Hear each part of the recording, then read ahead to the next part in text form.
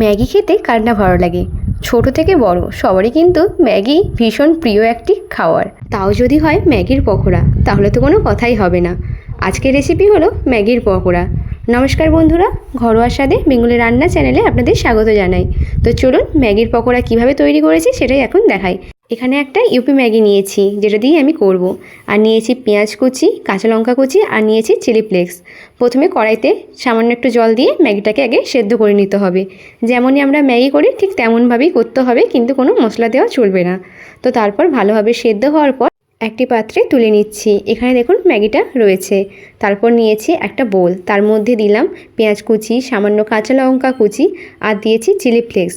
দেওয়ার পর স্বাদ অনুযায়ী দিলাম লবণ, দিলাম হলুদ গুঁড়ো, দিলাম জিরে গুঁড়ো, আর দিলাম চাট মশলা গুঁড়ো। দেওয়ার পর ভালো করে মাখিয়ে নিতে হবে। যেমন আমরা ঠিক পেঁয়াজি করি তেমনভাবেই কিন্তু আলতো হাতে মাখিয়ে নিতে হবে। তারপর আগে থেকে সেদ্ধ করে রাখা ম্যাগিটা ওর মধ্যে দিয়ে দিলাম, দিয়ে এটিকেও ভালো করে মিশিয়ে নিতে হবে। তারপরে দিয়ে দিলাম এই ম্যাগিরই মশলা, ইউপি ম্যাগির মশলা। দেওয়ার পর ভালো করে কিন্তু এটিকেও মাখিয়ে নিতে হবে। সমস্ত উপকরণগুলোকে একসঙ্গে কিন্তু ভালো করে মাখিয়ে নিতে হবে, তাহলেই কিন্তু পারফেক্টভাবে হয়ে যাবে।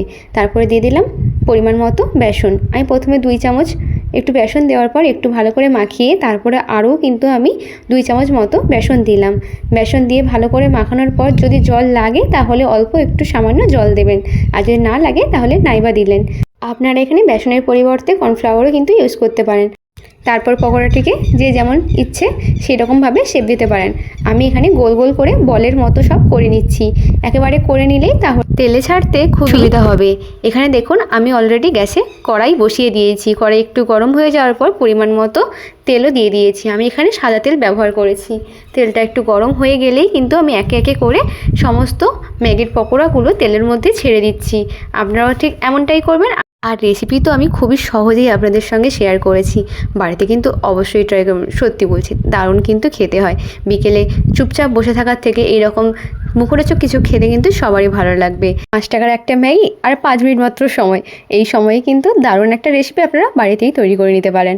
এই রকম যদি রেসিপিটি করে খান তাহলে কিন্তু আমাকে কমেন্ট করতে ভুলবেন না।